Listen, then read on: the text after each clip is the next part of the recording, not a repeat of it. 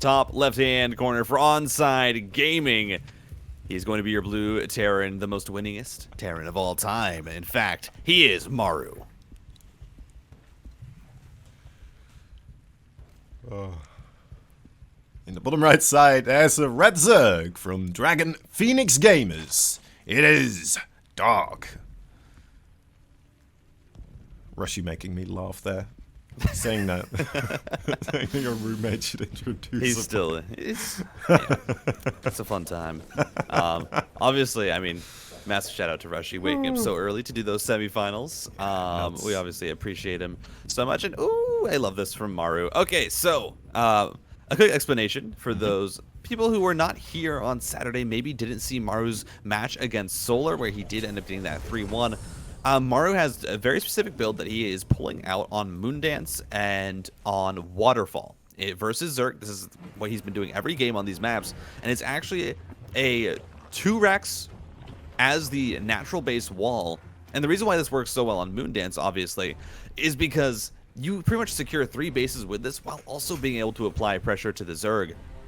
It ends up being a very, very good opening, and Maru has multiple different ways that he can transition out of it. He has a 2-base all-in he can do. He has a standard 2-1-1 pressure, and so it ends up being a very versatile opening. And we'll see if Dark has done his research, has done his studying to know exactly what is possible with this opening for Maru.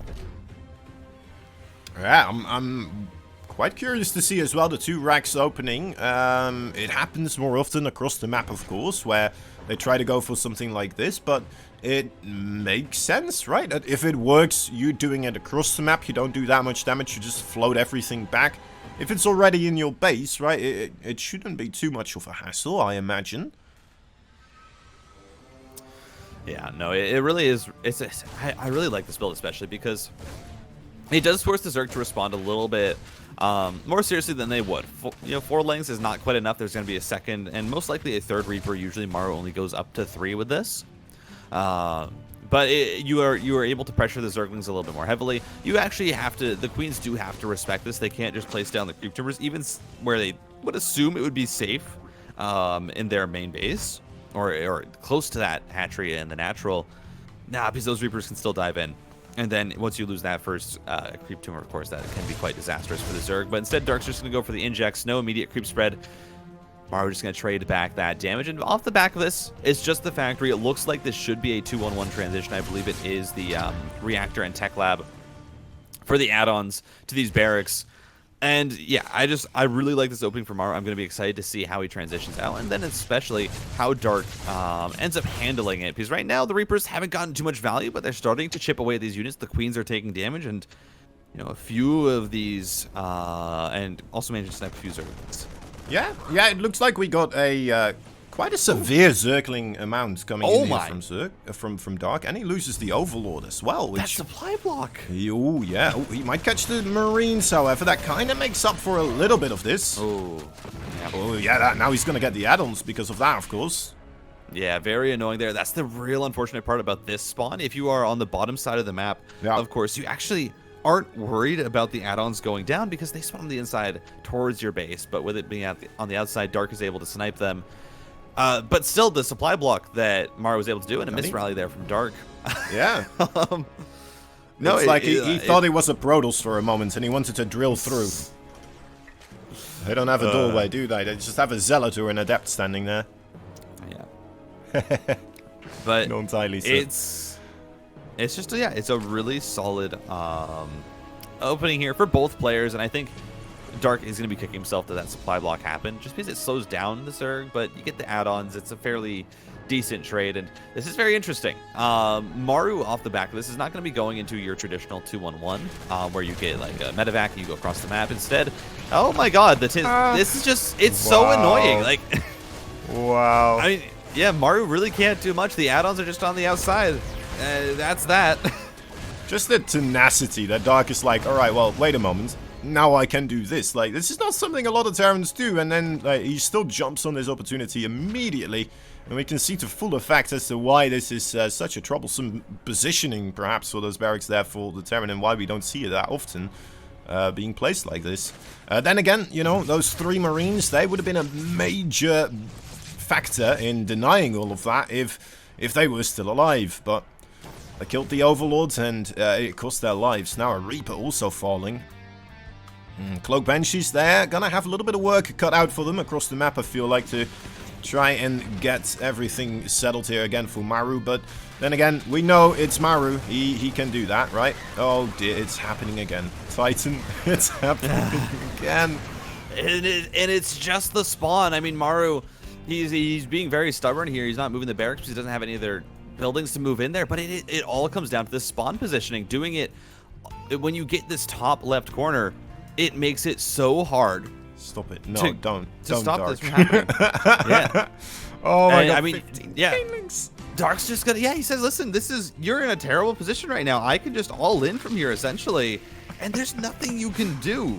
There is no chance." He's gonna deny Stim 3 times potentially here, Titan. I mean, look at this. He's coming in again. There it is. You working on that Stim pack again? Well, okay, he doesn't even need to right now. As he breaks his way through the supply depot on top of those SCVs, the Zergling spilling on through. The Banshee still across the map, not going to be able to help out with this. As more Baneling spilling on through. So many SCVs going down. This is a tough position here for Maru. Nice. Nice. That one Baneling still hitting the 3 Marines. Even though it felt like they were spread out, it just wasn't enough. Yeah, and I mean, it just goes to show, like, really, it can just be one factor in these games that's such a high level, and that can really affect how you're able to play out this game. I mean, Maru, he's trying to recover here. He has Banshees, and those, of course, are a very good tool. And, I mean, the good news is Dark did cut a lot of workers. Dark is only at 51 drones. He is now re-droning, but it's not a super heavy drone count. More and more links streaming in, though, and if these get any more SCV kills, this is where it starts to get pretty disastrous for Maru, as a few more are going to start to go down. He's down to 41 SCVs, but the natural is safe for now. No more lings on the way. A 6th SCV is going to fall on the back. There's a few more in the main that are still being very, very annoying, and I think at this point now the damage is starting to get a little bit out of control. Yeah, 41 workers versus 63, and Dark is holding down that drone key right now. He's going to start to skyrocket with a 4th base coming up as well. He'll be having quite a luxurious economy for the time being. Not trading out super efficiently. That's going to make up for that, of course. He just kind of needs to stay alive against the harassment of Maru, as he still has available to him 2 Banshees, a bunch of Marines with Stim pack halfway done right now. It still might be a little bit. But there might still be some army units, right? Because he's on 44 army supply. Maybe there's something he can make happen with that. But he's still going to have to catch Dark off guard a little bit as well. Yeah, I mean, right now you're looking at... I mean, the 1-1 for Dark is only halfway done. Maru already has those upgrades, and that means that his units are quite strong. I think that's one of the main reasons why he didn't just straight up die there, is his Marines actually traded decently well. His Stim pack will be done soon. Armory on the way. The Banshees, they're just doing their best to clean up creep, to be annoying, to try and slow down Dark, who's at 78 workers now. And here comes the push from Maru, and mind you, Dark has been droning up quite heavily, and so there might be an opening here for Maru where you catch the Zerg, who's been droning up, who's been trying to keep this super high, who's been trying to get to this super large economy, and here we go, pushing on in. Banelings rolling through, the splits come by, and the Banelings are all gone. Yeah, a little bit of an underestimation as to how many army units Maru still would be able to gather up there. The Banelings surprisingly still hitting quite a bit, however. Dark willing to lose a couple of drones. That is okay for him. Losing the base, it's a bit of a harder question. I'm not sure if you want to lose this base right now, but he's going to sacrifice it regardless. Yeah, I mean, it's a mind you, this is a 3-base Terran behind this, you know? Maru did have 3 command centers. That's why he didn't tap out. He knew that he had an economy that he could go back to, and now he's trying to make it work with his push. He knows he does need just a little bit more damage, but here we go. The tank sieging forward. Banshees are still here to support. A 3rd tank joining in. The Banelings finally finding a connection, but the pickup from Maru gets most of the Marines out, and somehow he turns it around. It's Data C, Onside Gaming, in the bottom left side as the blue Terran. It is the one and only man with a point, Maru.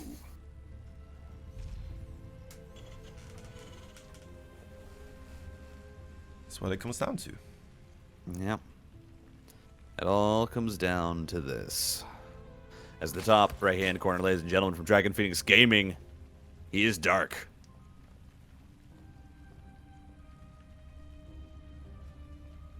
I think Dark will be kicking himself a little bit over that loss. Definitely one where it feels like, yeah, maybe you shouldn't have lost that. You know, there was definitely chances to be prepared. Maru, you knew that he was going to be going for a 3-base attack after you get that damage, but it's just, I mean, one wave of drones too many, essentially, is all that it takes, and Yep. that makes the difference. And Maru is able to come through. He's able to find the victory, and now we're on to Data C. So this is, I think, most likely Dark's map pick. I don't know the order of it, but absolutely this feels like Dark's map pick. This map is just really good for Zerg. This is a map that they like quite a lot, just because there's a lot of different angles to come to attack in this map. If your opponent is attacking you, or if you're trying to run over a base, the amount of ways that you can try and take an engagement, the amount of, again, the angles you can come from, you can go from 180 degrees, you can go from 90 degrees. It just makes it a lot easier to find engagements in the late game, especially. And so Zergs like this map. It's really, and it's also big enough that you can take plenty of bases if you find a small advantage. So we'll have to see how these players do end up approaching it. I'm very excited to see. As there we go, he sent me the map order. All right, yeah, this is Dark's map pick. Yep. Makes sense. Yeah, we got that through here, of course. Quite nice. The administrator's working well for us once again. Ooh, little drone could be in trouble. Does find himself to the extractor there in time, so it's a little bit difficult here to turn into a hatchery. Might still lose it. Oh, he does. Oh, yeah. Very well done there by Maru. He's just going to be able to make sure that third base is delayed a little bit longer than Dark would like. So, you know, usually that's Zerg, you want to get that third base down around the 230 mark, but now an extra round of queens is coming out. Dark has to walk his queen over and is going to have to take the third base, which I think he actually didn't want to, which is interesting because usually most Zergs like taking these linear bases. And especially this third base here, there's actually really only one way to attack into it, and that is a choke point, though, and that makes it a little bit more awkward for the defense. But overall, it should not affect too much in this game. I don't think we're going to see Dark, you know, lose anything because he suddenly had to take a different third base. Now, behind this, Maru is going for a quick 3CC. This is very similar to something like we'd see from the build that Clem does almost every game when he's just playing his standard build. It should be Hellions and Cloak Banshees. Fast third command center coming down, and then you pretty much just harass and you get up into your 5 racks, add on a second factory, and you can do Widow Mine pressure from there if you would like. Which is, I'm excited to see how Dark kind of wants to hold this. Now, Roaches coming out, and obviously with Roaches means that Widow Mine pressure is kind of off the table. The Widow Mines, they don't do as good against the Roaches. It's a lot harder to take engagements into them, and so probably just going to have to see Maru switch into a tank attack, but that feels fine for Maru. I feel like he's usually very comfortable with tanks. Yeah, exactly. He can work with all those Terran units. We know he can. It was shown in that TVT as well, just like there's not that many Terran that will go up to that amount of Ravens, right? And are that good at controlling them as well, just continuously, because it does come down to either 1 or 2 extra shots coming out of those siege tanks, and he's always there with that interference matrix on every single one of those siege tanks. And yeah, the control of Maru, it is just nuts.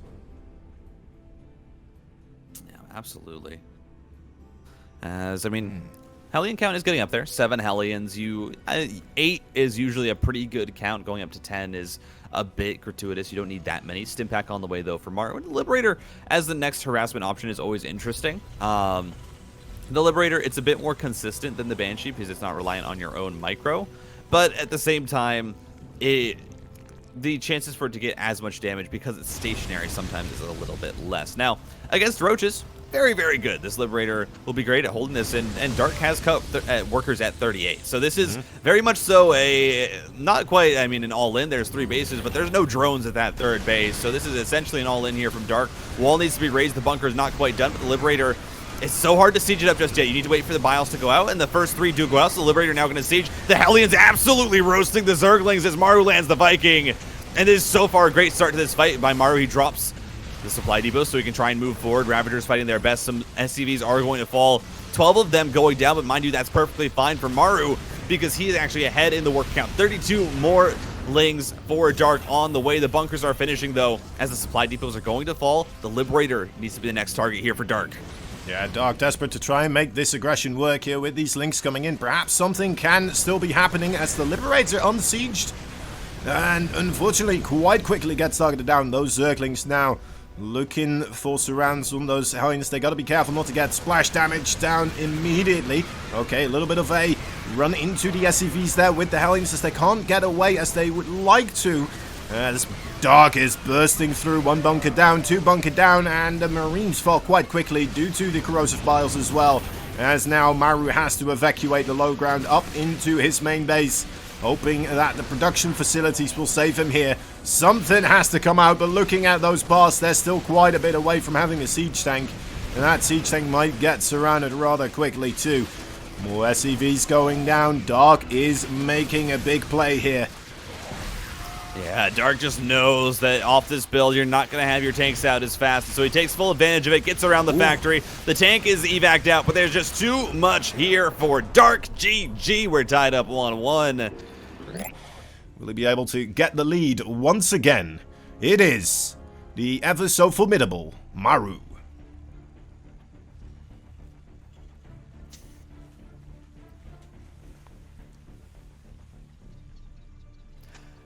And in the bottom left-hand corner, speed running his way back to a tied series, ladies and gentlemen, from Dragon Phoenix Gaming, it's Dark.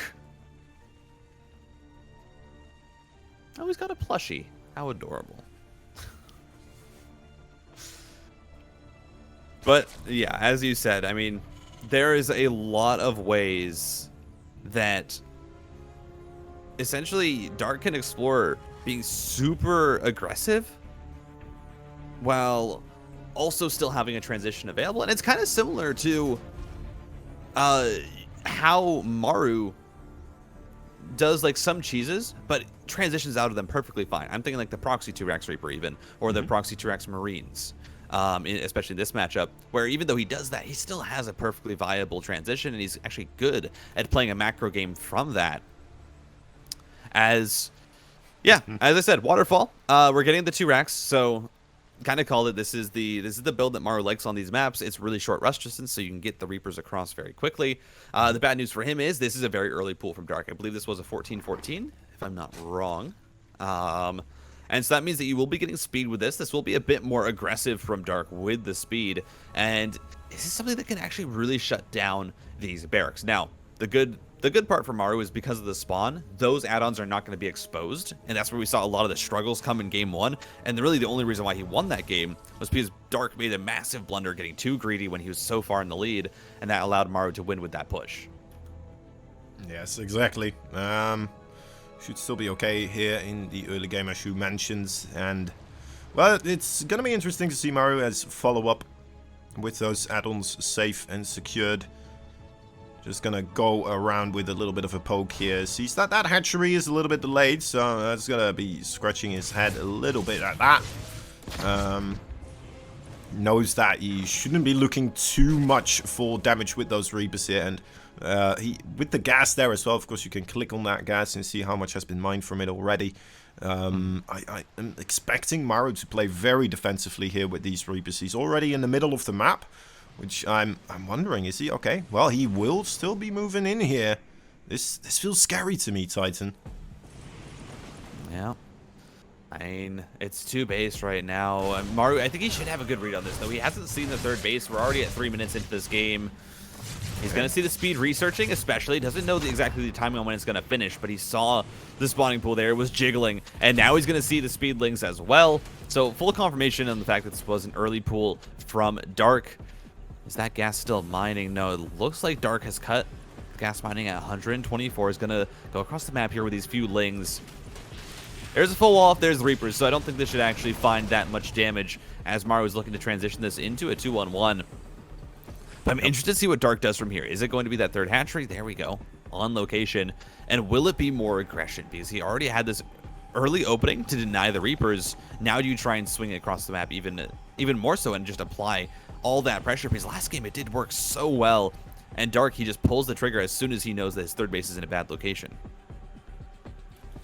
These 2 racks, of course, allow you to start building up your marine count quite quickly afterwards as well. So with the medevac production going to kick up into high gear, he's going to be able to have a nice presence of those stimmed marines this time around with the medevacs on the map.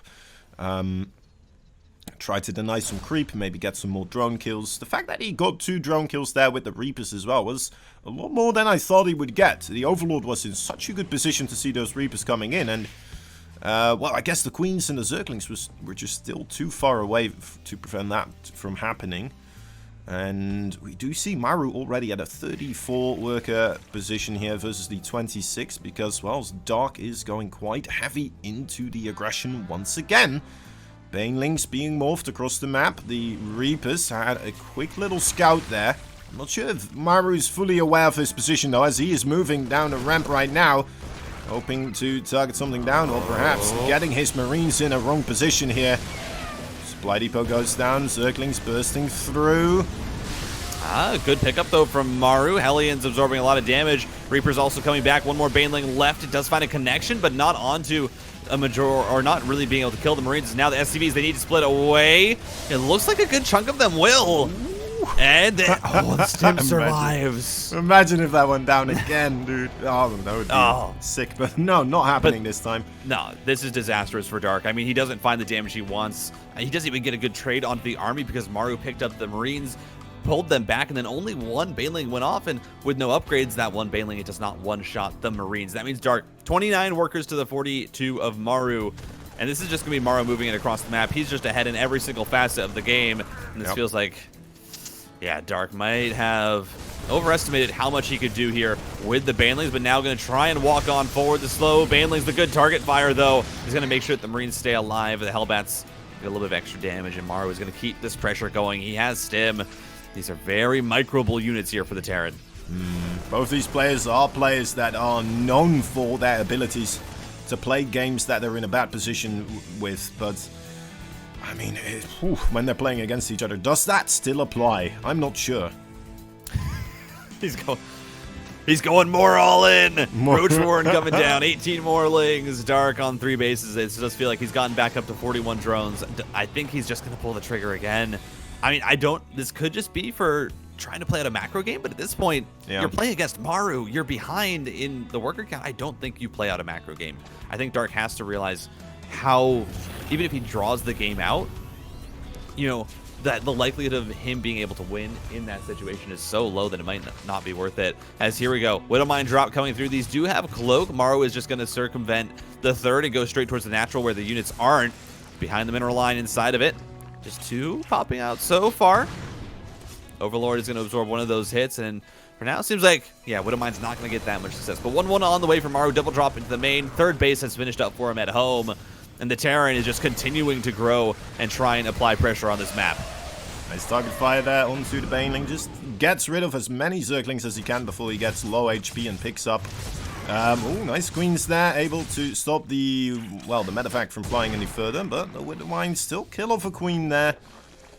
Might be all they get to do. More Widowmines here. Yeah. A lot of missed mining time overall, I guess, but just a bit of a mistake there by Dark, because yeah, this is rough. I mean, the Roaches, they're trying to fight this, but they're actually going down to the Marines. And I mean, you just have no creep, you have no ability to know where these drops are. Look at it goes in. Look at the creep spread. Yep. It's not even outside his natural. I think there's 4 creep tumors in total. And I don't think any of them are active. Maybe one of them is. I think there's one on the right side of the map there. The third that's active. And that is it. But Maru has his third base up now. He's still up in workers after this. And yeah, Dark's pulling the trigger. It's an all-in. Once again, the second stage is going to try and do it now with the Roach Ravager, but walks into the scan. Oh, Dark, he maybe had an angle there. But he's going to just fight this. I mean, fighting this army out in the open, I don't know if that's exactly what you want to do. There's no surround set up. There's nothing here for Dark. KD8 charge onto the Roaches. They're going to push them back. The Baneling's trying to waddle on forward, but this focus fire from the tank is too good, and now the bio is going to stimp forward. And GG, Maru going to pick up the win in game number 3. In these games, they have been cutthroat. They have been quick, and Maru comes out on top. Lead us in, Titan. All right, ladies and gentlemen. bottom right-hand corner of Cosmic Sapphire. He's up 2-1 here in the grand finals. In the blue for Onside Gaming. His name is Maru.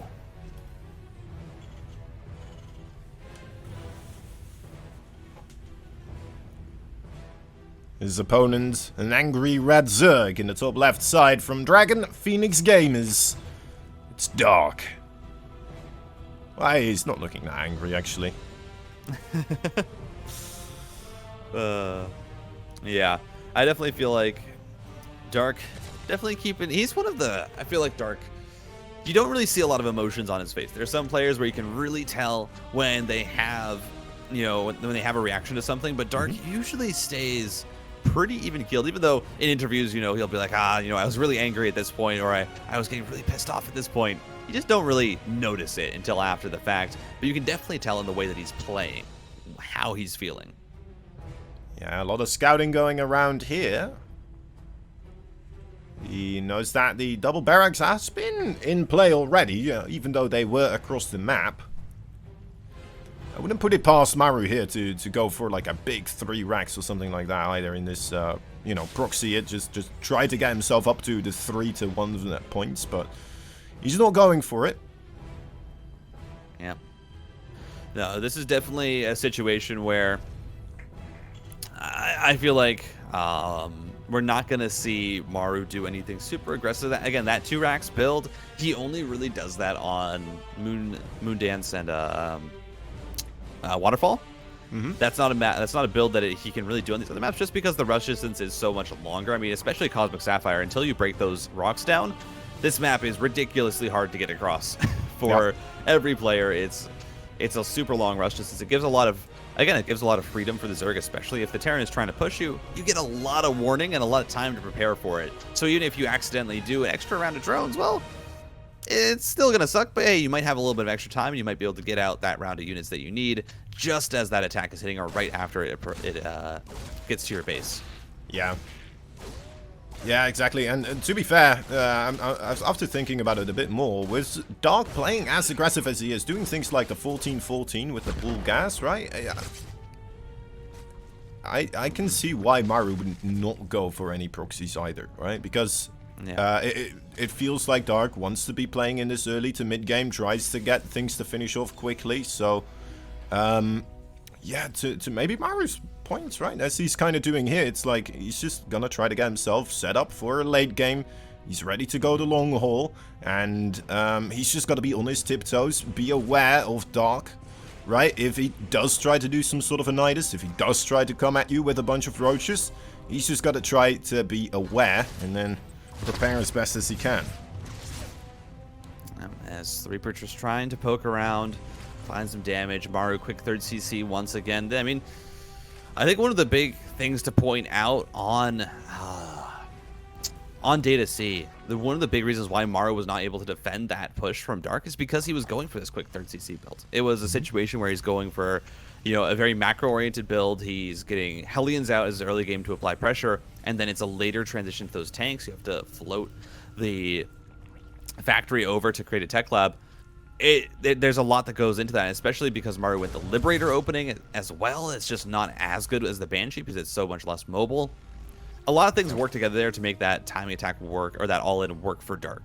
And so this game, I don't know if we're going to see that happen again. The Viking is coming out from Maru. He should be able to clear up at least 1 Overlord, if not 2. And he's going into the Liberator once again. So no fear from Maru that the same all-in might come through. He's going for the same opening, and I don't think we're going to see anything like that from Dark. There's no Roach Warren just yet. He's droning up to, you know, to 50 or so drones on 3 bases. And I just imagine we're going to see a 3rd base and some Lingbane play here from Dark. Alright, that's kind of what I'm hoping for as well, actually. Just to see that Dark again here. Having the 3 base for Maru now floating across. Gonna start acquiring that position. The Viking has been doing a great job with negating any Overlord activity on his side of the map. Again, making plays such as Niduses and stuff like that quite a bit more difficult to do for Dark. As he will be going up to that lair tech. There is the Baneling Nest. Are we gonna see a 4th base anytime soon? Yeah, that's really, I mean, yeah, Dark should be getting a 4th. And To be fair, this is something that Dark does sometimes, where he does delay his bases in order to get a really high unit count. It sometimes does end up biting him, though, because he just doesn't have the massive economy that you see from other Zergs at this point in the game, where Maru has landed his 3rd CC. He's actually even on bases with Dark, when you are feeling like, yeah, the Zerg at this point should have, ooh, Maru. Nice spread from those Zerglings. Okay, not sure whether or not those Aliens could be committed there, so he's staying on the edge. Kills off a Queen or two, loses a Hellion or two. Yeah. Besides, he doesn't want to commit on in there, and that's absolutely a good call for him. And finally, I mean, it's a macro hatch though from Dark. Where is the 4th base? This is just sometimes this happens. Yep. Yeah, the 4th finally comes down, but it's so late. That's a 6-minute 4th base here for Dark. It really does, you know, this is just something that Dark does sometimes, and you know, occasionally it works, especially if your opponent is going to be aggressive. But Maru in this game is just saying, no, I'm going to handshake you on the macro. I have my 3rd CC already up. I'm getting 1-1. There's no reason for me to be aggressive here. So those units that you're producing, you know, and this late 4th base is actually just going to benefit me. Yep. Yeah, Dark is just a little bit of one of those players that if he does go for the macro game, he's going to try to just get there safely, right? And he'll have all these things in his mind, like, okay, well, if I need to be ready potentially for if he does this or this, right? If attack B or A comes with Halberts or something like this, I'll have my Zerglings and Banelings ready. He crosses all his T's, dots all his I's, and well, that's probably also partly the reason why he is so formidable and playing positions where it feels like his economy is not as strong as other Zergs, but then he just makes it work because whether it's unit control or just being more comfortable, just more experience in those types of situations, trying to be as cost efficient as Zerg because he has to, because he doesn't have that 4th base as quickly, right? Yeah. Ooh. As trying to catch out these Marines, should do a decent job of it. The Hellions coming in. It's so many units here for Dark. Like, you just see how much he's produced here to be safe. There's no way Maru can go across the map. It's so many Zerglings. And 24 more coming out from Dark. Right now, Maru has an SCV lead. He's 72 workers to 66.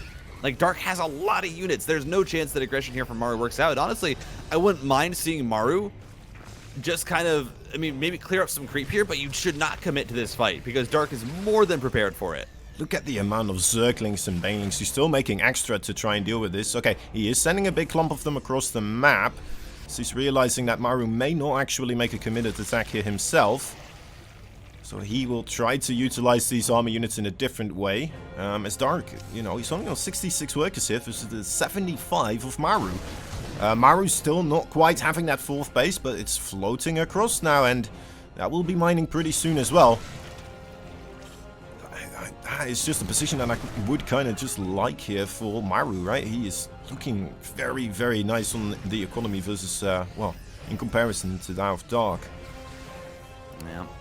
And I think Maru is realizing that there's really no reason to be aggressive here. He has set up his defense as well for this attack, but it is just so much from Dark. He might be on a low worker count, but that means that his army is absolutely massive as he crushes through the wall, and the Banelings are rolling into the natural. Maru also having to micro at the 3rd base as 21 SCVs fall down. And the Banelings rolling on in for more.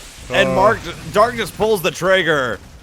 And Leslie says, who needs macro when I can just run over you? You are not prepared. You are not ready for what I am bringing in. Dark. Yeah, he doesn't want this to go late. He just wants to end it now. Yep, Maru's stretched out, trying to have some sort of an assault platform across the map against the Zerg bases, but, I mean, yeah, Dark just having too much, coming in from 2 angles there, and Maru caught off guard with his SCVs exposed, not having enough Widow Mines or Siege Tanks set up on the left flank to really mitigate what was coming at him, and that was a lot of damage. That was a ton of damage. 39 workers now available here for Maru as Dark dominates the economy all of a sudden. Yeah, I mean, this is just... And this is why Dark plays the way he does. If you slip up, if you aren't ready, if you're not prepared, then he will just absolutely steamroll you. And as I said, Maru in this situation, I think it's really hard to read it, but you have to play so safe. You have to sit back. You have to have your SimCity set up. And he just did not. And you saw how easy it was for Dark to break through so many Banelings, so many Zerglings. And now Now that he's found that, he's on 4 bases, he's going to go up to 73 workers. He's going to drone up, get his 2-2, and say, all right, now I can start to macro up. And this is what Dark was talking about in his interview. He wants to be aggressive, and then because he can macro up just fine. He can be confident in the late game, but if he can find damage, then it just makes his position that much better. Yeah, exactly. He's definitely seemingly found it here. He just needs to find a way to wrap a nice, neat bow around this game. As Maru is still kicking, and he can kick like a mule, especially once his army, starts reaching around that 100 supply. It's not that far away from the overall army supply of Dark. And if Dark kind of fumbles a single fight, we could have Maru just simply back across the map, suddenly taking down the base of Dark. But it's a bit of a tightrope here to walk right now for Maru, of course. Yeah. Hive-Tech Maru also just coming up. It's a bit of a clock, perhaps. The Vipers will be adding in here as well. We saw some Ultralisk earlier. I'm not sure if he's going to commit to that again here, as we already have the Hydralisk, of course, as a committal. Maru just has to play so safe. Maru, here we go. Baneley and Widowmine's connections are good so far, but the drags on the last few hits are so well done by Dark. And he just runs through. It doesn't matter how prepared you are. If you don't have buildings in the way, if you don't have absolutely everything to stop Dark, you need a dam to stop Dark right now. You need absolutely everything. And Maru just doesn't have it as the Baneleys roll forward. There's barely anything left for the Terran. The splits are good on that small group of Banes. But he's into the natural. He's towards the main. And man, Dark, just a dominating game here on Cosmic Sapphire. Yep, that is exactly the words.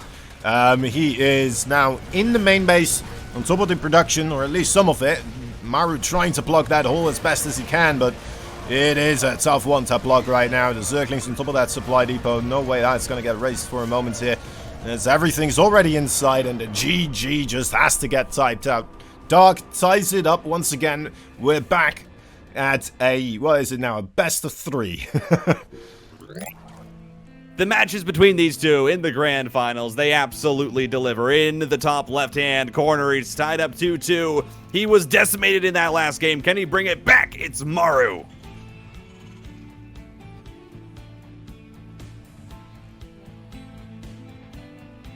So far being able to tie up the series.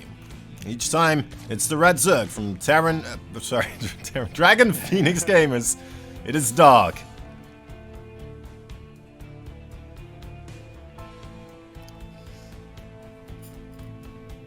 Yes, from Team Terran. From Team Terran Phoenix Gamers. Phoenix Gamer. Wait, that's me! What? Yeah, that's right. Actually, it could be your team that way, but not the case. I'm sorry for you, Mr. Titan. Yeah. As we are going to be seeing Stargazers. So this map, this is very similar to Moondance. You have the pocket expansions. A lot of Terrans like this map, but Dark seems to say, listen, I don't care if Terrans are statistically, the best race on this map. That doesn't matter to me, because guess what? I'm Dark. Last in his semi-final or his quarterfinals versus Bunny, it goes to Game 5.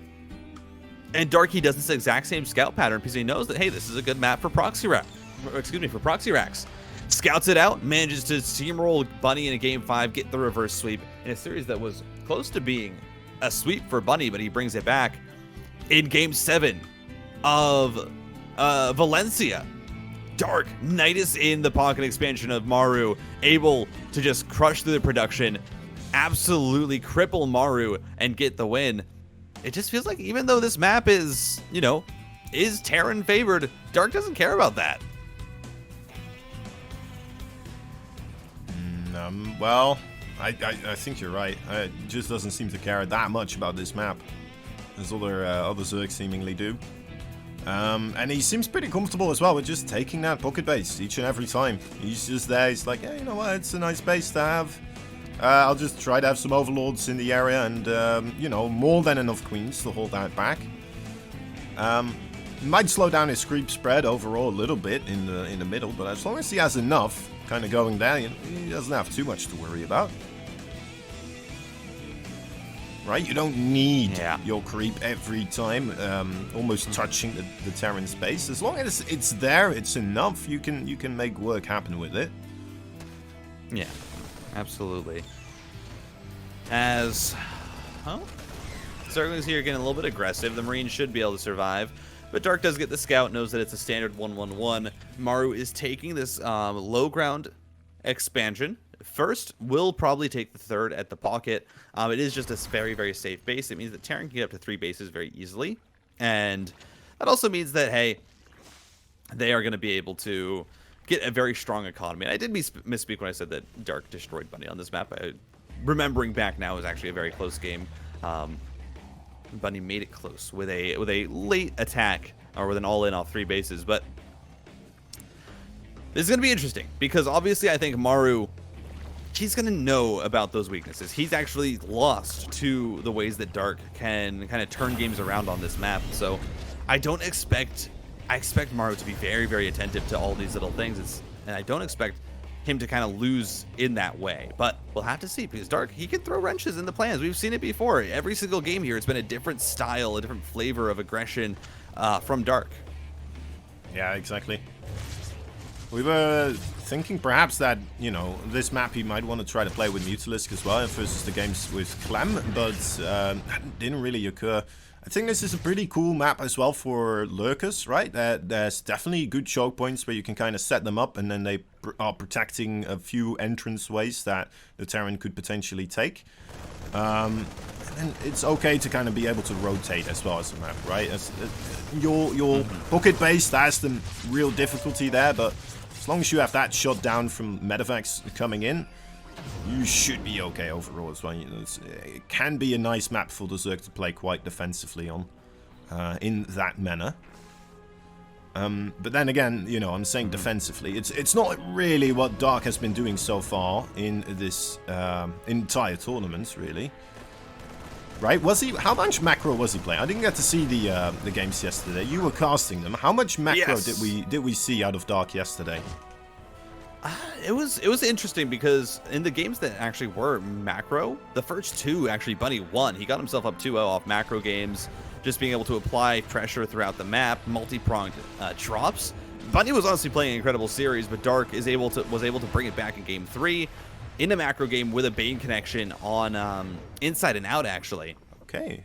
And then from there, it was just Dark kind of controlling it. It was 5 macro games, really. It was not anything super cheesy from Dark, but he's coming in and he's playing this new flavor, this new style, and I've got to say it's working well against Maru, because I feel like if you did that same thing against Maru would not make those same mistakes. Like, Dark won off Bunny not paying attention to his army for a second, and he got an insane Bane connection. But you can't really bet for that against somebody like Maru, so now he's really trying to take it into his own hands. These macro hatches from Dark are pretty crazy, actually. He's making 2 again already in his main base.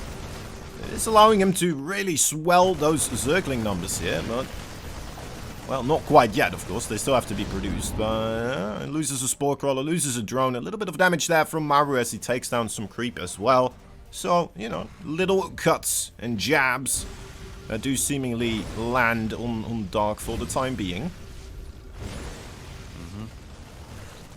Creep tumors being cleaned up. Maru just applying pressure evenly, trying to make sure that the Zerg is not comfortable. You know, just make sure that Dark has to be responding to this. This 1-1 is on the way. Maru right now has a tank, has a Liberator. I think right now is only working with the 5 barracks. We'll have to see if he goes up to any more than this. Does Maru want to go to, you know, a 4-base setup? Does he want to get into the late game? That's what he was trying to do in the last map, because he was so far behind. Does he do that in a game that's fairly even, though? We'll have to see. As Dark right now, this game has not been as abashed about building drones. This time is actually going up to 76 right off the bat. Is not delaying that at all for units. So it's not really going to be any sort of super aggressive build from Dark. This is just him playing straight up macro, Hive on the way. He's at 74 workers and 4 bases. He's very comfortable with his economic position. Yeah, I got scared there for a moment. I thought that was a full medevac that was about to go down, but there's only 2 Marines in there, luckily, and they managed to get away, so Maru on top of his control, like he always is. Like we expect from him. Full medevacs now, once again, ready to go into that pocket base. He has spent a lot of work with the Viking trying to clear out the vision. There's not pretty much any creep here either, so it's really tough for Dark to be continuously aware, or at least in a position where he can react as quickly as you need to sometimes against those medevacs coming in. Yeah. A little army from Maru is actually going to avoid the vision of those Lings, and unfortunately is also not going to see them. That's a massive run by being set up by Dark. We'll have to see if he morphs in Banelings or if this is just to try and catch out some units, but Maru is preparing to pressure the 4th base right now. There's a 5th already on the way for Dark. Has, of course, those 2 macro hatcheries, and this is something that Dark does. He builds 2 macro hatcheries because he loves his production. He wants to be able to constantly produce units, as here we go. Ooh, Banelings, they don't quite have speed. They are finally going to get their centrifugal hooks right now. Had that been done a few seconds earlier, though, that could have been disastrous for Maru. Yeah. A little step onto the creep, and Dark will get you if you step a little bit too deep. 4th base for Maru now, starting to take its place, but look at this army for Dark. Oh my god. It's somewhat surrounded, but the army for Maru still needs to catch up as the Banelings are just gonna roll forwards. The wall is holding on quite nicely as the siege tank targets down a ton of those Banelings. But it still breaks. The Zerglings do get on top of the SCVs. However, the army for Maru still stands strong. Those Marines really didn't take any damage. More Zerglings for Dark are coming in, however, and they're looking for SCVs. Oh, siege tanks there as well. Yeah, I mean, Maru, he got so lucky there. He didn't actually close his wall, but he got 2 tanks siege in position just in time as +2 armor is going to go down. That's going to be denied alongside the 30 SCV kills. Maru is still at 51 workers, though. His economy was, I mean, insane behind this. He had a massive economy. He was up to 80 workers or so. He has 4 command centers to try and replenish this, but absolutely, I think, a worthwhile committal there from Dark. It's mostly Zerglings and Banelings he can remax. He's sitting at, right now, I believe 7 hatcheries on 5 bases. Yep. Or actually 8 hatcheries on 5 bases. No, 7. Sorry.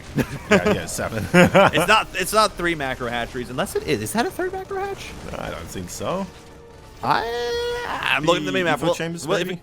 if we get a shot at the main, we'll have to see. But yeah, there is so much production here for Dark. I mean, Maru did a great job of holding on, though, there. The fact that he doesn't die to that attack, the fact that he has his Marines, you know, set up on the flank, the tanks being able to absorb so many Banelings at the wall, but here's another run by, and there's no wall at the top. Maru is going to complete it, though, with a tank as he has to pull back on that 5th base, is able to avoid the connections from the Banelings being too disastrous. He is going to get the base, and Maru able to at least slow down Dark a little bit, but back at home, he's losing so much. I mean, his +2 armor was already denied, +3 weapons now is going to look to be denied as well, and those Liberators, they do not hit fast enough to be able to stop that engineering bay from falling. So that means that Maru's upgrades, while he was in a massive upgrade lead, you know, he was going to have +2 versus +1 with +3 on the way. That's no longer going to be the case. These upgrades are actually going to even out. Dark should be able to take the advantage in about 30 seconds when his upgrades are done. Yeah, Dark trading out his base there for more SCV damage across the map, but things are kind of teetering around a similar point still, however, as Maru has a lot of orbital commands.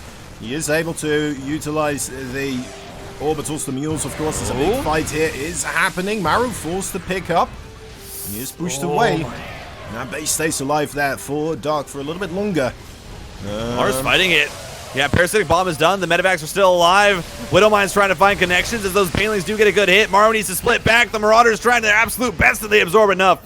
Then Maru is going to be able to switch this fight around and now continue on his push. He sniped away one of the Vipers with target fire in the middle of that fight. The other 2, though, are still alive as Dark is setting up another run by. But Maru, he has he's gotten back up to 70 workers behind this while he's applying pressure. He is getting his economy back into a workable position, but now, once again, Dark committing on forward. Banelings connecting onto the tank. Widowmine does burrow. Widowmine is going to get blown up before he's able to fire.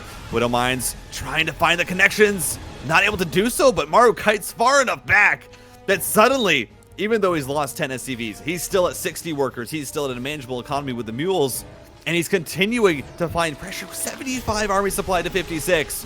Dark is slowly getting bled out. Poking back in again here is Maru. Still a couple of Zerglings in his main base that are burrowed there. His upgrades are now officially behind. as Dark is trying to squeeze out enough Zerglings back again to be on top of the same military supply. Maru may have an opportunity here because, well, he just has more guns. He has the damage he could potentially need to make Dark break on the other side. Is he gonna be able to keep this pressure going?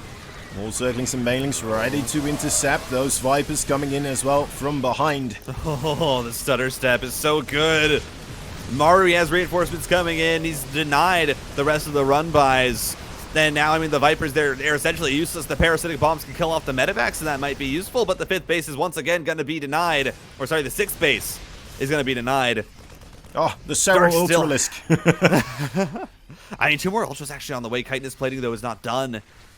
It is still 5 bases for Dark. He's still at 85 workers, so he's not out of it just yet. He's getting tools. He's getting Ultralisk. There's going to be no ghosts for Maru.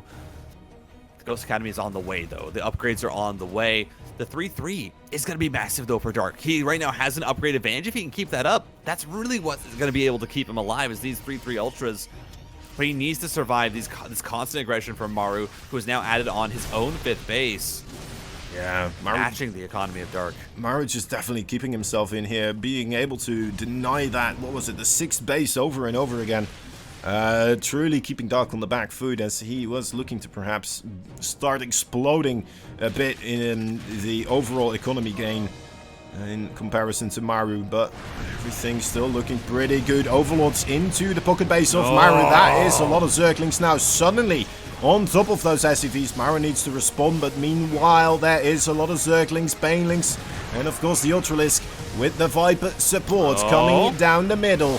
And they're breaking down all of these Marines for the time being. The Banelings! Oh dear, that is more SCVs, 32 SCVs. More are looking to go down. Dark quite quickly back up on his military supply on the other side of the map. 50 Zerglings in production, 2 more Ultralisk. He's looking good now, I feel like.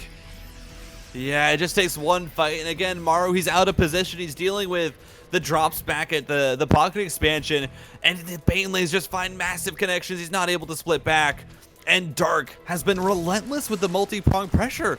It's been the Zerg who's been trying to hit multiple places at once. He's been defending, he's also been doing run-bys, he's been attacking, and he's been doing drops. And Maru, I mean, the Ghosts are out now. The Widowmines, they haven't been finding good connections. Dark has been great about getting Widowmine dragged. This game has been absolutely insane, and now Maru with 63 army supply. Oh my god. Medevac almost goes down to friendly fire, but he's able to save all of his units. But this is it for Maru. He's up in the army supply. He needs to try and find the damage as the... Oh, the Widowmines finally get a good connection. The Ultralists are going for a run-by. But that means that Maru, yeah, he has to back up. He has to respect it. He needs to try and kill these Ultras. If he kills the Ultralisks, that's a lot of money invested here for Dark and that you can get rid of. And the Planetary Fortress doesn't look like it's going to fall just yet. 1 more Ultra going to fall. 5 SCVs have gone down, but it looks like Maru going to be able to clean them up as the Ultras fall. Maru attacks also. 30 workers remaining now. It is a scrappy battle. Every unit AD has needs to stay alive. The Medevac's got over duty to work here. I mean, they need to keep those Ghosts, in particular the Marauders and such, like, yeah, up and standing here. This is a tough spot, man. 70 army supply remaining, and how are you gonna try to get above that again here as Maru, you know? Yeah, Dark is at 84 workers now. His 5 bases he's got the 6th up as well. He's actually ahead in army supply. He's ahead in upgrades. It's just so hard for Maru. Dark has been relentless with the counterattacks, with the run-bys, with the aggression, with the pressure. And Maru is absolutely feeling it here on Stargazers. Again, this is a map that a lot of people will look at and they'll say Terran are favored. This is a Terran map. This is a Terran map pool. And Dark says, no, it's not. Listen, you guys just don't know how to play this game. As that Widowmine hit is going to deny that. It's a small group of links, but it's so many Ultralisks here for Dark. He's maxed out. And I don't know. There's no static defense. There's no real turtle setup here for Maru. I don't know if there's a world in which he's able to hold on when Dark comes across the map with all of his units. Yeah, he's already set up again here for another big counterattack onto those 2 planetary fortresses. I think there were 2 of them. There's something else there next to that planetary fortress. More Overlords going to the pocket base again, looking to make trouble for Maru as much as possible, burrowing every single ling here. Dark taking this quite seriously, it seems. Yeah, drop going through. Maru needs to deal with this, but he also needs to deal with the front. I mean, ideally, you just don't micro the Marines in those 2 medevacs. You just drop them out. You A-click onto your base, and you have to micro the front. Here is Dark from 2 angles, 2 bases at a time. That's how much army he has. He can just try and knock them both down. The orbital command center is going to fall. Maru, he's getting surrounded. He is getting sandwiched. The planetary fortress is down. The ghosts have to be picked up, but the rest of the army is absolutely in shreds as Dark, in a straight-up macro game, absolutely dominating Maru. 45 SCVs fall. The ghosts are trying their best. They're going to get the snipes, but it doesn't matter because Dark can just remax. And the ghosts, I mean, they're a good unit, but it is not enough. It's 5 workers left for Maru. 54 army supply to 77. And that is on the remax of Dark. What a game from our Korean Zerg. Wow. Beautifully played right there. Bottom left-hand corner here of Tropical Sacrifice. From Onside Gaming, he is down 3-2. His opponent is on match point. His back is up against the wall. It's Maru. And the man causing all this trouble right now for him, it's the Red Zerg from Dragon Phoenix Gamers. Dark. Match point, but only 2 games away from losing this series still, so I mean it's what we were hoping for, right? This is the finals we were kind of hoping for. Nothing going really as anyone is expecting mid-match. We're jumping back and forth between the 2 players being ahead in statistics. It's a wild series and it's a cutthroat series. They are definitely giving it their best here. Yeah, Tropical Sacrifice, it's another big map. It's a tough one here. This is a map that I think Dark is comfortable on. Every single win, I mean, has been on these larger maps. Data Sea, Cosmic Sapphire, Stargazers is, I think, the one that's a little bit kind of, you know, that's one that maybe Maru feels like he probably should have won. That's a map that's a bit harder for Dark to play. You can see Maru is, you know, I definitely feel like he feels like he's feeling the pressure now. And we'll have to see. We'll have to see. Obviously, if Maru wins this, then you go on to Inside and Out, and that's a map that's going to be a lot better, but you have to make it through Tropical Sacrifice. This is another big map. There's a lot of attack angles. There's a lot of room for surrounds. It's a map that plays very well to Dark's, I mean, the style that Dark is playing, where it is aggression, it is attacks, especially with that 3rd and 4th that are, you know, so wide open. Yeah. Yeah, it's going to be a stretched out game, and it's going to be rough perhaps to play that defensive style in here as well, with the bases, especially the 5th, 6th, kind of being so stretched out away from the rest of your bases. Well, again, right, we're just going to have to witness what Maru decides to do. Dark, he could just end it as well, again, with a Nidus Swim. I mean, if he goes for a Nidus Swim, this could be the moment, right? He's still got 1 game behind this in the bag. If it doesn't work out for him, then, oh well, we still got a game to work with. But if it does work out, there you go. There's the victory. That's all you needed. Yeah. Double factory. It's gonna be, oh yeah, double factory here. Oh my god, is Maru? No way. Okay, Maru might just be doing the ballsiest thing I've ever seen, because there is a build, and I don't know if this is going to be what it is. Is Maru very lucky that those lanes decided not to go into his base, but there is a build where you go double factory, Hellion production with Blue Flame, and you walk this across the map, and you I don't know if you get Hellbats with it or not, but you might actually get Hellbats, and then try and kill your opponent. That might be what Maru's doing. I haven't seen this build in forever. I mean, let's see. I'm waiting for Attack Lab to appear. These signs are definitely going to help out against these circling numbers that are growing on the field as well. I don't think we have a Baneling Nest with this. Am I mistaken here? This is just pure Zerglings, right? Yeah. This actually might work out so well for Maru, though. If these Zerglings do commit across the map, I mean, you have 3 Hellion production. Just needs to get the Hellions out. He's going to lose a few workers, though, in the meantime. But mind you, Dark has cut down to 23 workers behind this. So it's... Okay, they're safe. It's all right to lose it. Yeah, it's all right to lose SCVs if you are Maru here. It's totally fine. Dark only now joining, I mean, 8 more drones is going to get ahead of Maru.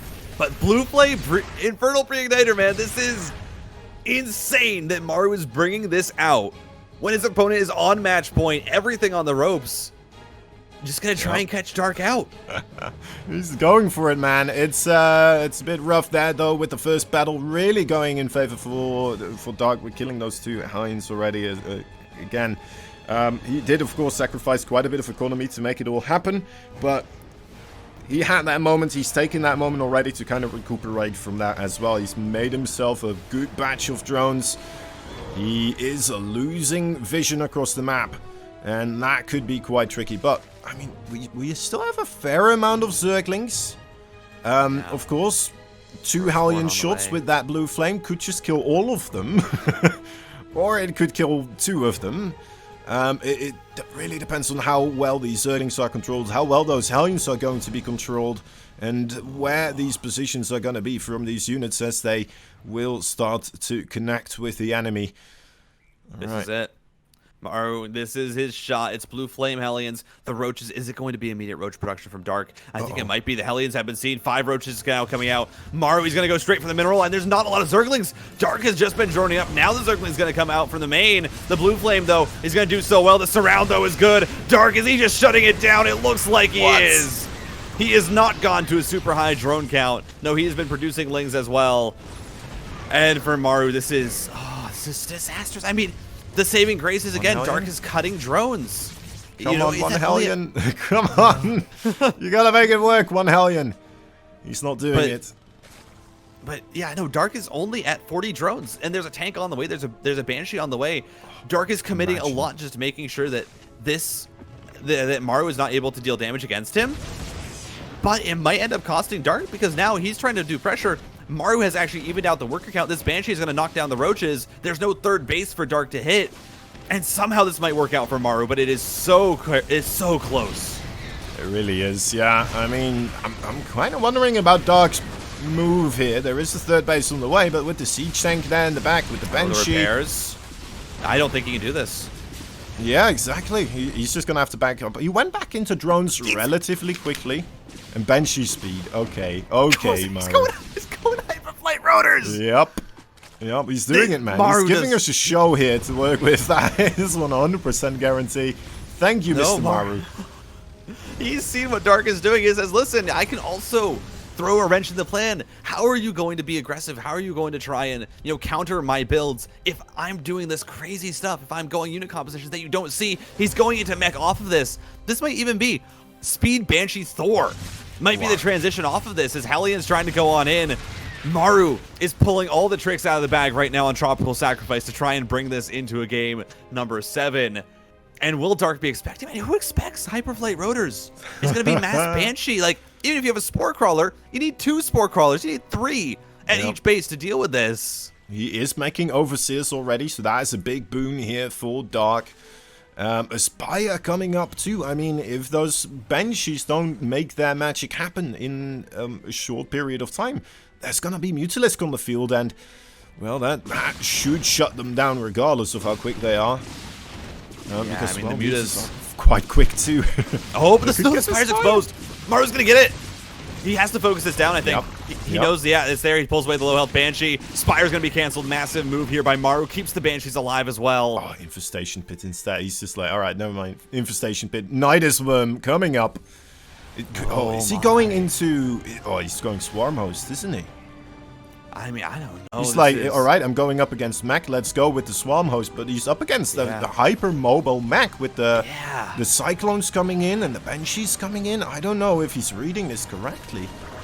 Yeah, I mean, the issue, of course, is with going Nidus Swarm against this mech, if you go Swarm Host, the fact that the Banshees can so easily get on top of that Nidus Swarm so quickly and knock it down, then suddenly all your Swarm Hosts are exposed. That's a massive investment that can't fight the air units. Maru going to look for another run by here. Dark's creep, mind you, behind all of this has not been spread very well. So there's a lot of vision that Dark does not have. He's having to stay back in his base.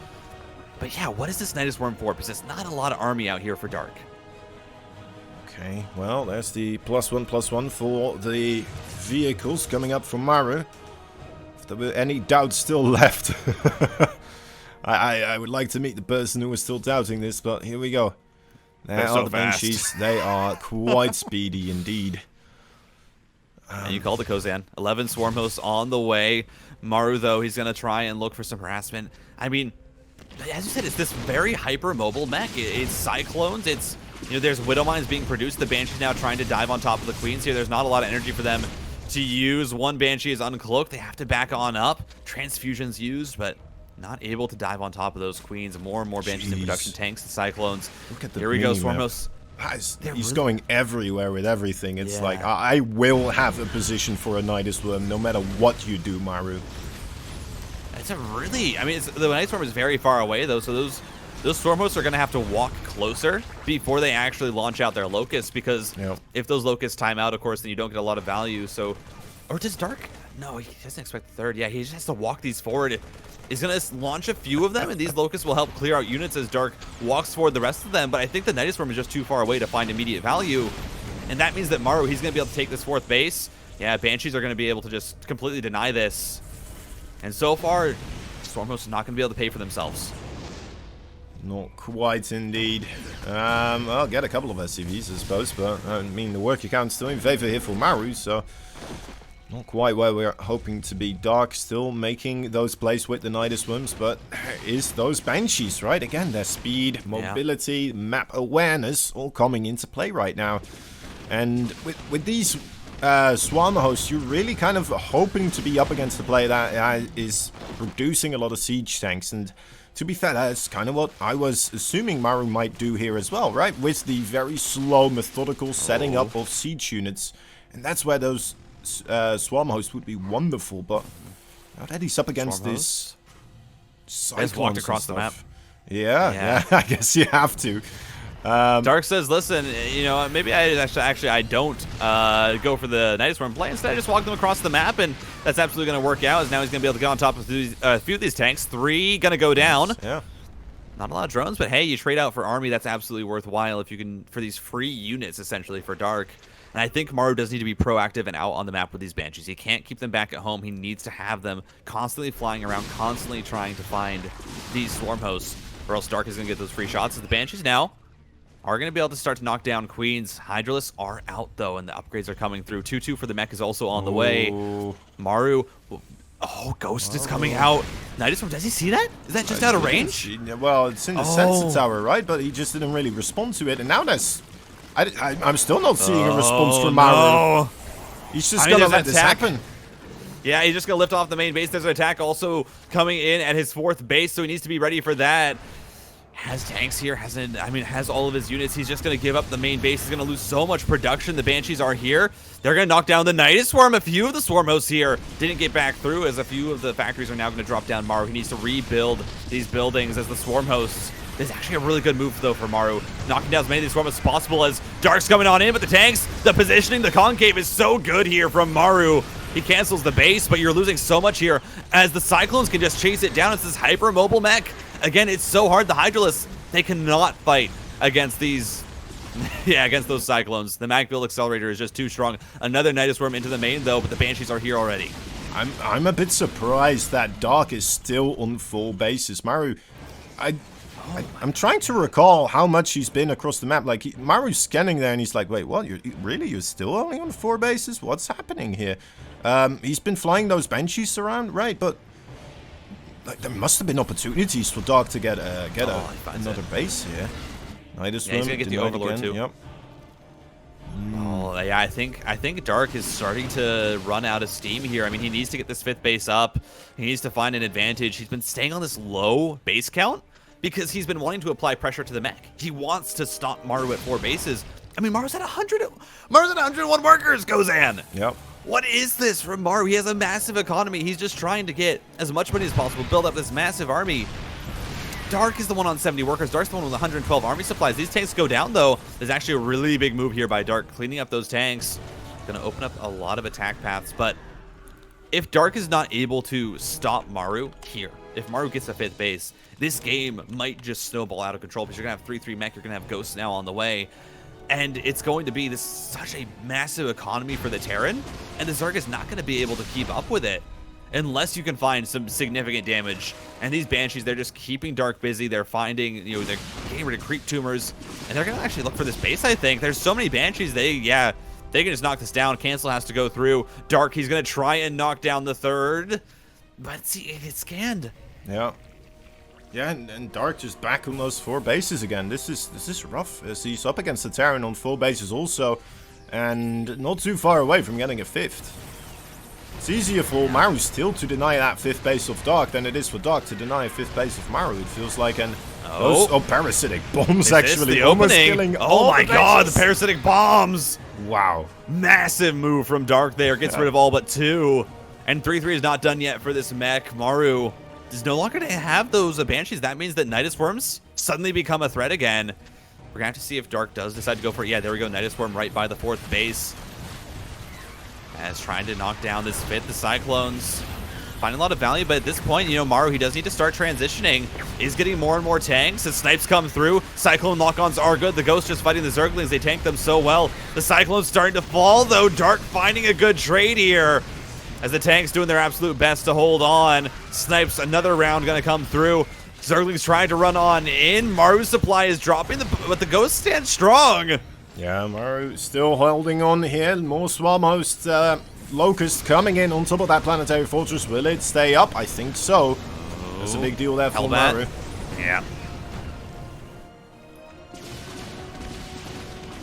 Man, Kozan, this game is absolutely insane. That's wild, isn't it? This is sick. I've never seen a game like this between these 2 players, now. And they're absolutely even in supply. Yeah. Yeah, exactly.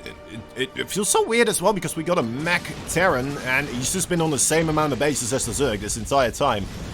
Pretty much. And it's still like going back and forth a little bit, right? Then this guy takes a good trade, then that guy takes a good trade. It is quite something. Alright. Hellions. Alright. Moving away from that. Oh, here we go. Lurkers ready to set up for another base there. Is he going to get it this time?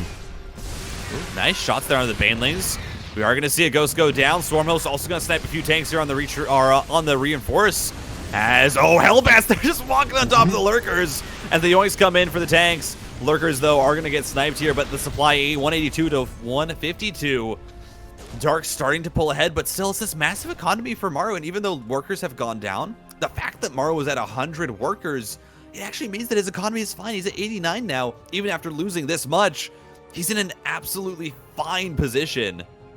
And it just means that Dark, he needs to find even more damage. This is not enough, even though it felt like he's starting to pull ahead. He needs to find more damage. The Ghost getting caught out is a good start, though, right here, just in the middle of the map. Cloak is going to try and save them as the rest of the army comes through. Another Nidus Worm, though. More Swarmhosts at the 4th base.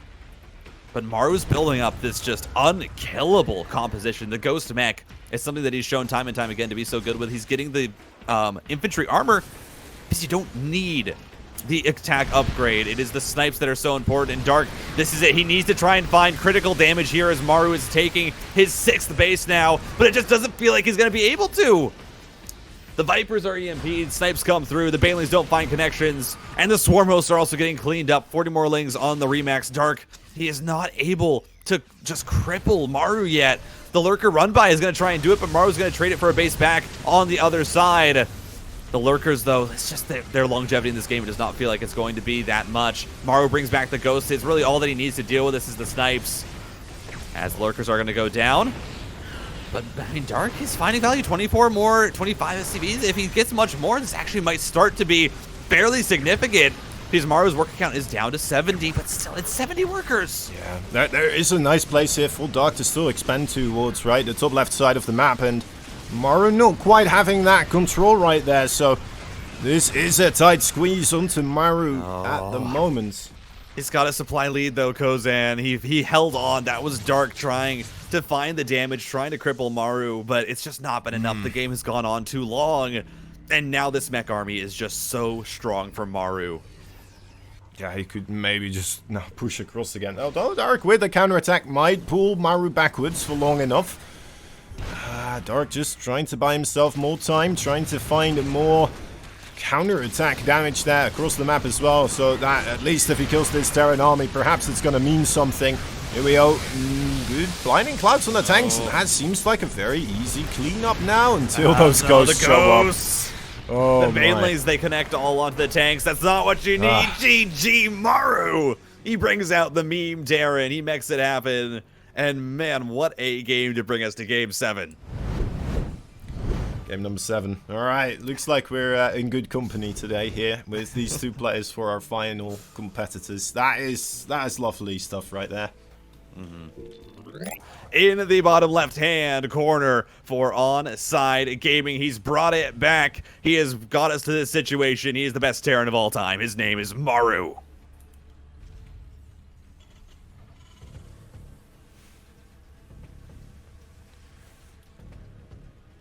His opponents in the top right side, Red Zerg, Dragon Phoenix Gamers. It is Dark.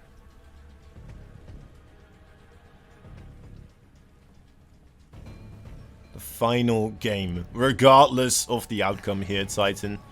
It's been one hell of a ride. And, well, I don't think we could end it any better way. I know, this is what we wanted. This was the Game 7 that...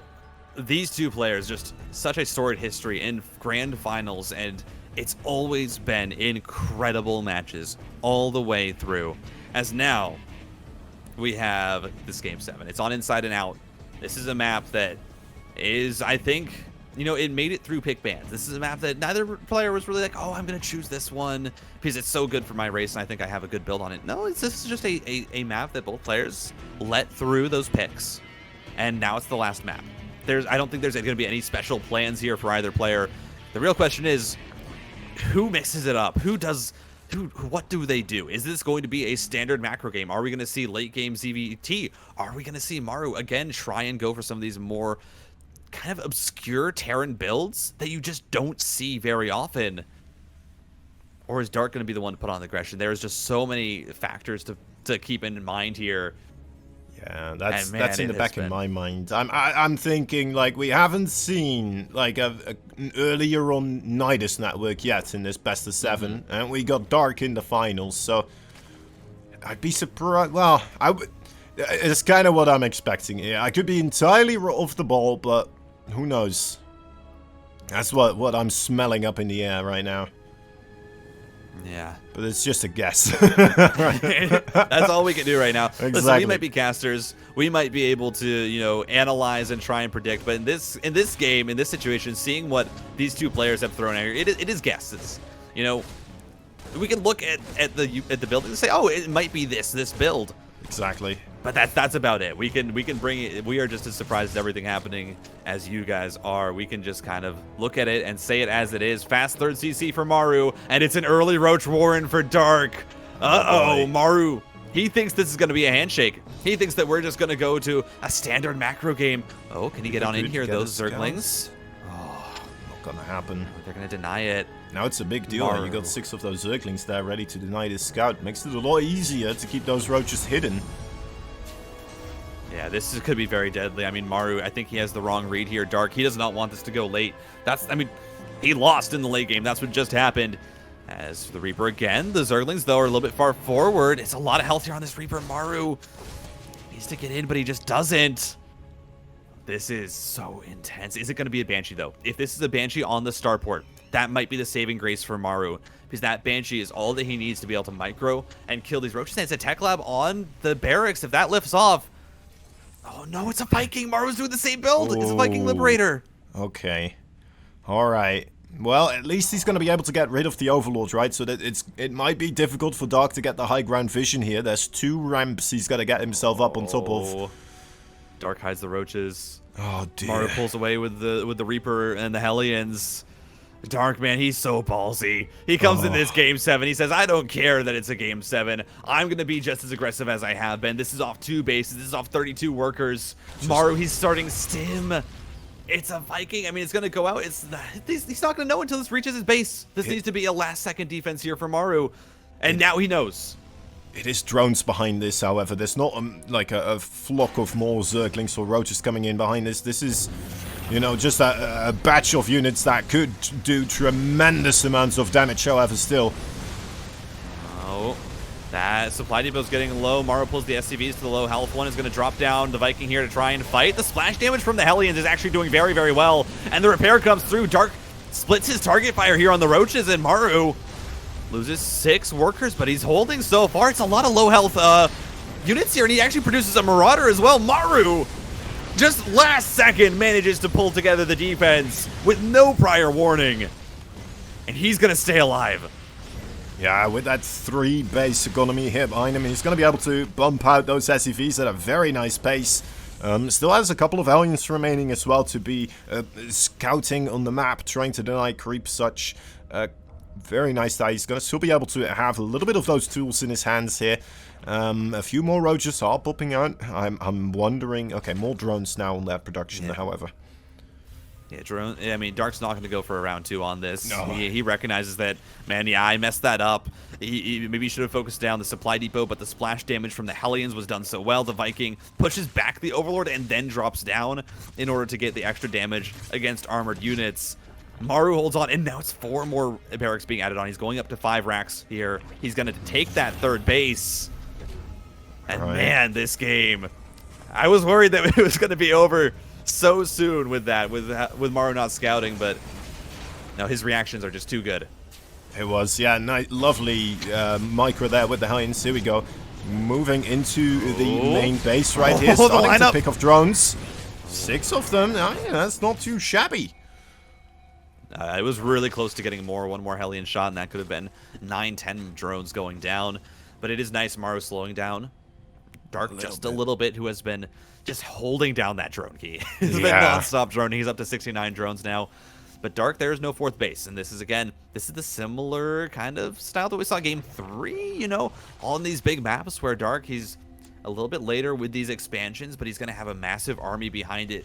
And on 4 bases, I would not be surprised if we see that macro hatchery go down once he's at that 70 drone mark. Yeah, it makes sense, that 4th base around this time now with, you know, the Roach attack in the earlier part. Things are just going to be slower here for Dark. Okay, another drop coming in for Maru. There should be enough, but I'm not seeing any Overlords here. The Viking, again, doing its work, trying to mitigate the amount of information that Dark can get beforehand. But there are seemingly... Is that a bunch of Queens right there? It looks like it, yeah. Oh, Maru's still going to go for it here. Sees that there's no Spore Crawler and just decides to dive on in, but there are a few more units actually waiting by the hatchery. So well done here by Dark to collapse on in. Completely denies Maru the knowledge that he was completely ready for it. Snipes the medevac as well. Wow. And Maru getting completely shut down there. His 1-1 is now finished, though. He's on 66 workers on 3 bases, but Dark is going into lurkers. And this is about as standard of a game as you can get. It is going to be Roaches into the Ling, Bane, Hydra, Lurker. It's just kind of a smorgasbord of units here for Dark being thrown together because he also has Roaches and Ravagers. Oh, he's making Infestors. I'm sorry, I don't see them enough anymore these days, and it feels like it should be a wonderful unit with the amount of Marines that are being brought on the map right now by Maru. Yeah. There's always this short opportunity where Infestors can just get such an enormous victory with just a single fungal. Oh, scan. Does that see... I don't know if that actually sees. I think a lot of the tech is in the natural, so Maru, I don't know if he knows that it's going to be Infestors. But mind you, these are also Dark Infestors. Dark spellcasting is at another level. He is one of the first. He was the first player who, against Skytoss, said, "Actually, I don't need Corruptors. I can just go Fungal Corrosive Bile." Yep. And I'm confident enough in these units. But 2-2 on the way for Maru, +1 vehicle weapons. He's going to look to push out with only 2 Infestors out on the map. They're still building energy. They don't have pathogen glands. I've seen Dark ones actually neural parasite from a burrowed Infestor, a High Templar that's in between a Skytoss army, and still be able to feed back the entire other enemy High Templar line. It was insane. His spellcasting, like you said, it's off the charts. Very comfortable with those units. Let's see if he can make it work here. Nice scan. Did you see them? Yeah. No Infestors here just yet, so he's not gonna have the knowledge. It's just Throat Driver. Now the Infestor's coming on in. Gets a massive fungal growth onto both of the clumps of units. And Dark completely crushes it.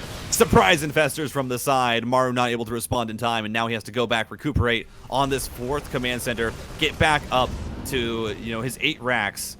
Yeah. And he needs a Ghost Academy. It's Lurker Infestor. He doesn't have a Ghost Academy yet. It's just going to be tanks to hold this. This is getting very, very dangerous for Maru. This was so sick from Dark. Just 2 Infestors. That's all he made. He never made any more. Like, he's not doing anything else with them. I don't even think he got the upgrade for them, right? To have more energy at the start. No, he just made them, got the energy for 2 Fungals, and that's all he wanted with it. And now he's just gone just fully into the more Hydras, more Lurkers, just the straight up combat units. Now to back it up Here with. we go. I mean, Maru, he was trying to lay. He's trying to distract Dark, but Dark's just going to go across the map. It is 2 tanks at a time, though. The first ghosts are popping out. 2-2 bio is done. Dark doesn't have 2-2, so there is a bit of danger. Like, it's a bit hard. Oh, no, the investors. Oy. Nice snipes, but I think the base is a forfeit here. Even with the tank, that's just going to get yoinked by the Vipers. The third base is gone. Luckily, Maru had established his fourth by now, so he has a place to retreat his SCVs to, and a nice snipe off of the reinforcing units there for Dark as more and more tanks being added on. The Ghosts, they're out, but they're not ready just yet. Right, starting to look rather troublesome here for Maru with his fourth base up in the sky. Losing a couple of SCVs. He's still good on the workers, but he needs to have that fourth base somewhere so he can actually mine with them. Another siege tank yoinked into the fray. Not enough corrosive biles to actually knock down this Liberator, so Maru, he's going to scan. He's going to be able to push those lurkers back. Ghosts are out now, 2 tanks at a time. Dark is adding on a 5th base, but it's not over yet for Maru. He's still actually ahead in workers. He saved all of his SCVs, mind you, and that means that he can continue to fight this, and Dark is just walking forward. Maru decides he wants to take the fight, though. He has the Ghosts, he has the bio, he has 2-2, and it looks like he's going to be able to crush through the army that's here, but his army supply is actually dropping as Dark also comes in from the other side. Dark, the lurkers, Dark trying to end it. The supplies are so low for both players. Maru still has his 4th base here that is available. He's going to drop the Ghost back behind this wall. He has another tank. He's going to be able to get rid of the Zerglings. Dark is trying to push it, but he's actually just streaming in one at a time. Dark has to be so careful here. If he does overextend, Maru still can recover, but if he gets this 4th base, that might just be it. Maru, he's going to try and break out. The Lurkers finding so much value, but they're going to go down. The 4th is now under fire. The SCVs have been pulled. Maru needs to find a way out of this. These Lurkers are getting way too much damage done. This command center, the planetary fortress, under a lot of pressure. Maru lining up his units, trying to get the best engagement possible here, waiting for the best moment to strike, but more Lurkers are available now for Dark here. Rotating around, getting those Vipers in a safe spot above those Lurkers as the planetary fortress falls. I mean, there's no mining for Maru right now. He's finally reestablished that base in the 3rd location. Needs to stop these Vipers, but they get the yoinks off. Now Maru stimming forward on top of the Lurkers, but there are just so many. And I think this might be it. Maru unable to break him. Dark in Game 7. Pulls out the win. Gives a fist bump. Man, what a game.